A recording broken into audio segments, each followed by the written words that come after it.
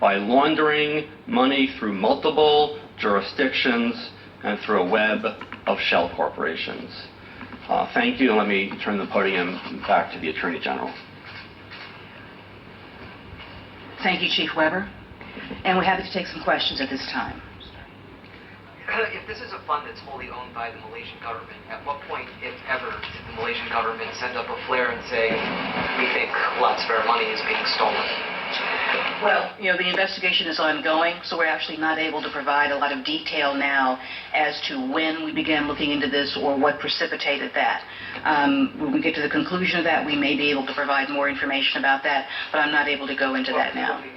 The Malaysian officials were aware that projects weren't being funded the way they were supposed to, and that the money that was being raised was not being diverted correctly to the... Well, certainly I can't speak to the state of mind of the individuals at that time. I certainly think that, as we've indicated, people are aware of our investigation and aware of the issues that have been raised there, and it certainly is our hope and goal at the conclusion of this forfeiture process to return the funds to Malaysia. Whether those initial projects are still going to be used or not, we don't know, but certainly they could be used by the government for the benefit of the people there.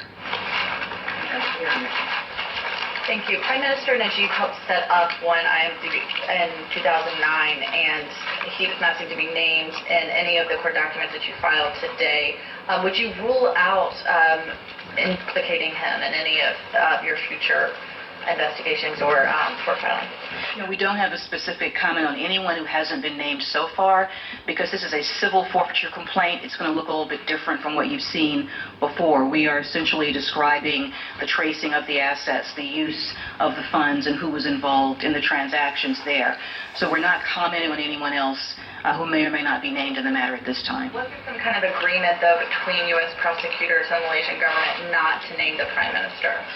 Our agreement is only to draft the complaint, as we always do in civil forfeiture matters. You'll see that this is a complaint that is against the actual property or assets as opposed to against an individual.